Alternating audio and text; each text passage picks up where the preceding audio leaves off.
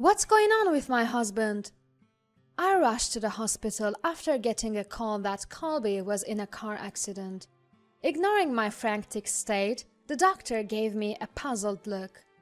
We just explained the situation to his wife. What? Wife?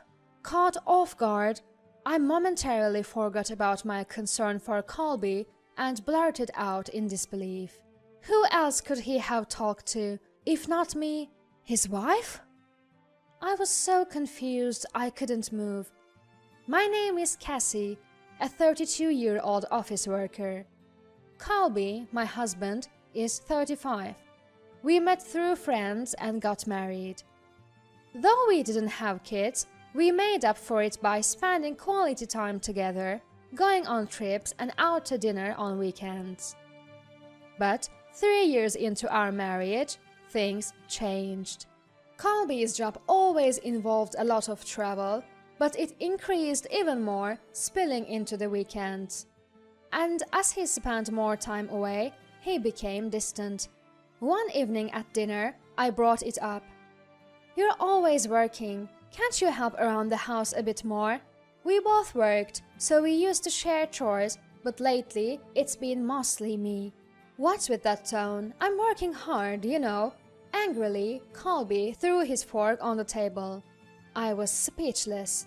I'm going to bed. He stormed off to the bedroom. I felt something was off with sudden outburst. Come to think of it, he hasn't been talking about work lately. He used to bring souvenirs from his trips and share stories, but not anymore. Is he really working? Though I tried not to overthink it, the thought cast a dark shadow over my heart. A week later, while Colby was in the shower, I brought him some clothes. I'll leave your pajamas on the shelf. All right. As I was about to leave, I noticed his phone on the shelf. Suspicion growing, I found myself taking his phone to the living room. I'll put it back before he's done showering. I quickly checked his emails, WhatsApp, and photos but found no evidence of cheating. I felt relieved but also guilty. You went through my phone, didn't you?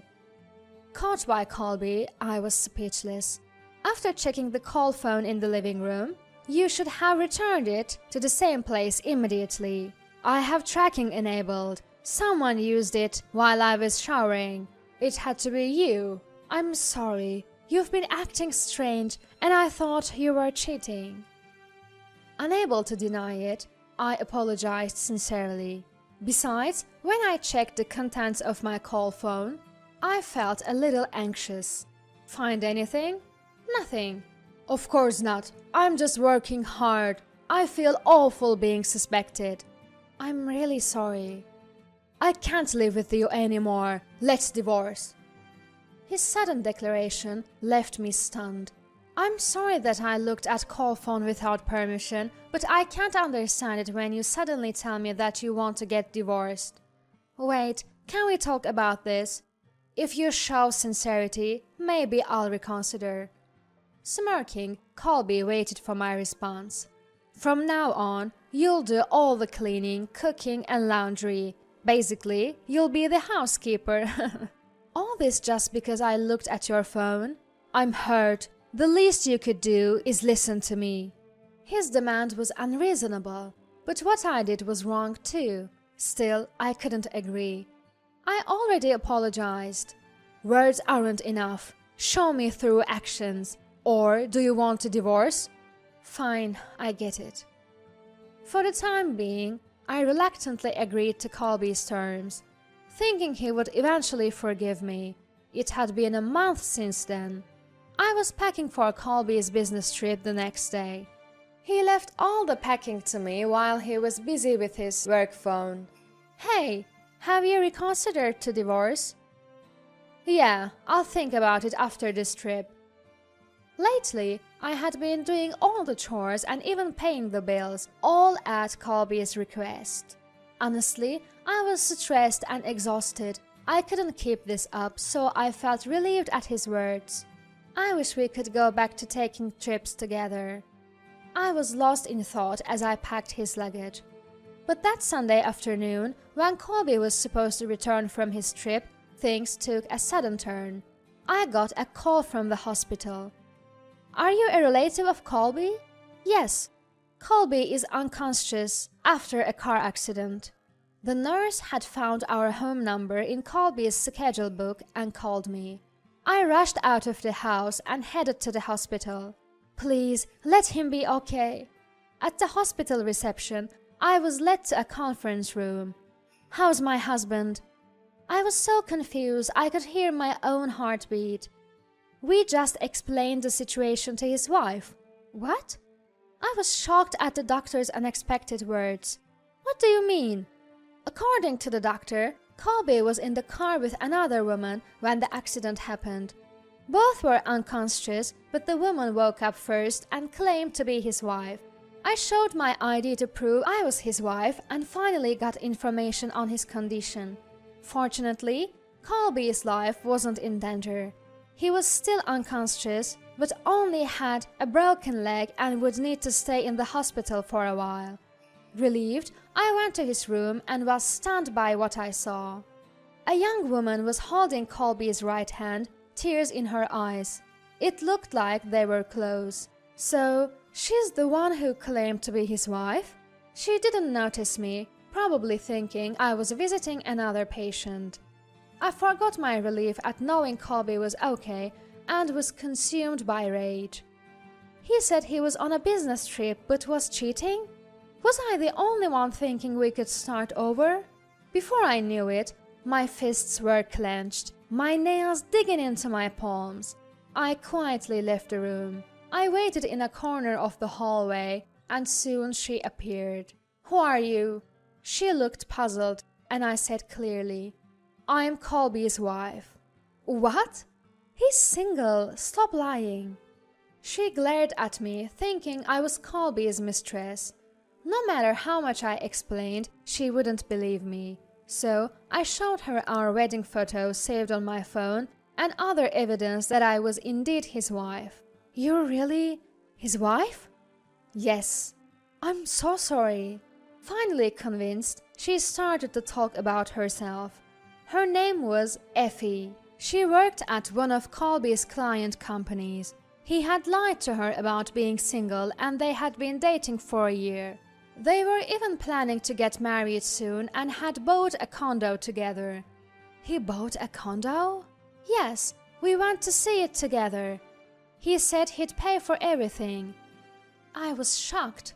He must have been using the money I was providing for our living expenses to buy that condo. I told the doctor I was his wife because I didn't know he was married. "I'm really sorry." Effie apologized sincerely, her face on the verge of tears. Before talking to her, I wanted to punish his mistress, but now I felt more pity for her than anger. She was also a victim of Colby's lies. "Please, lift your head. You were deceived by him, just like me. Instead, I have a favor to ask." I made a proposal to Effie, who looked at me hesitantly. "How about we get revenge on Colby together?" She looked puzzled by my sudden suggestion. "I don't want to be with a liar like Colby anymore." "Right." Effie hesitantly agreed to my proposal. I'm sure she has some anger towards him too. I can't let it end like this either. Then it's settled. We grinned and shook hands, starting to prepare our revenge. From the next day, I took care of Colby as if nothing had happened. Effie also visited him when I wasn't around, so he didn't suspect a thing. He continued to treat me poorly. Finally, the day of his discharge arrived. I drove him home. "Drive more carefully. I'm injured, you know. You're so useless." He sighed loudly and started fiddling with his phone, probably texting Effie. He's so carefree, not knowing anything. I slightly smiled and sped up the car. When we arrived home, I rang the doorbell. Colby smirked. "No one's home, you know." But today was different. "Welcome home." To his surprise, Effie opened the door. "What? Why?" Confused, Colby was led into the living room. Even after sitting down, he was speechless, staring at us. What's going on? We met the day you were hospitalized. We've become good friends. What are you two planning? We're not planning anything. We just want to talk about the future. As Effie and I sat across from him, he started to lose his composure. What's going on? You've been having an affair, right? You pretended to be on a business trip but were actually with her. You even bought a condo to live together. You threatened divorce just to get rid of me and be with Effie, didn't you? Colby was silent for a moment, then defiantly looked at me. Of course, I'd prefer a younger woman like Effie over an old hag like you. So what? You're going to divorce me? I nodded. We were planning to get married soon, so it works out, right, Effie? He smiled at her, but she wasn't smiling back. I won't marry you, Colby. What? I almost burst out laughing at his shocked expression. You lied to Effie about being single, and you still think you can marry her? But you are leaving me, Effie. We have no obstacles now. Effie sighed deeply. After seeing how you treat your wife, I'd never want to marry you. I'd probably end up the same way. I wouldn't do that to you, Effie. His pleading tone made my skin crawl. He glared at me, trembling with anger.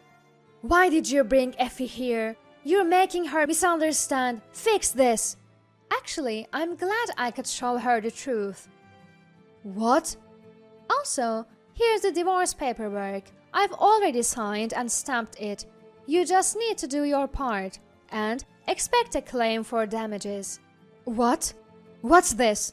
Colby must have been daydreaming about his happy life with Effie, never considering the financial consequences. Of course, you'll have to pay. You had an affair. I've got plenty of evidence, including WhatsApp messages and photos from Effie. No way out now. You're kidding. I'll also be seeking damages since you deceived me into thinking we were in a relationship with the intent to marry. You can't be serious. Being with a cheater like you makes my skin crawl. Don't ever contact me again. Between Effie and me, you're looking at about $4,000 in damages, just so you know. Initially trembling with anger, Colby's knees gave way, and he started to shake with anxiety. That's impossible. I just bought a condo. That's not our problem. As we looked down at him coldly, he hesitated between Effie and me, finally crawling to my side. I was wrong, okay? It was a momentary lapse. I'll never cheat again. Please, give me another chance. He looked up at me, his hands clasped as if praying. Stand up. Seeing his hopeful expression, a wave of disgust came over me. You were going to leave me. How can I trust anything you say? Don't say that, please. From now on, contact me through my lawyer. Oh, and about that condo, it's marital property, so we'll be dividing that too. What? We left our lawyer's business card on the table in front of him and stood up to leave. Wait, what am I supposed to do if both of you leave me? My leg isn't even healed yet. Ah! We heard a loud thud as he fell over. He must have tripped trying to catch up to us with his crutches, but we had no intention of helping him up. I never want to see your face again. Goodbye. And so, Effie and I left him there. Later, the divorce went through smoothly, and I was able to claim damages in court. Word got around at his company, and he was suspended for using his work phone to contact his mistress. He eventually quit. The condo he bought to live with Effie was sold to pay the court-ordered damages. Now, he's left with a massive loan, job hunting and living day-to-day in a cheap apartment. As for Effie, she found a wonderful man and is in a relationship with marriage in mind. I can't help but wish her happiness. Life is so unpredictable. I never thought I'd find myself in a situation like this. I don't know what the future holds, but that's why I've decided to make the most of each day.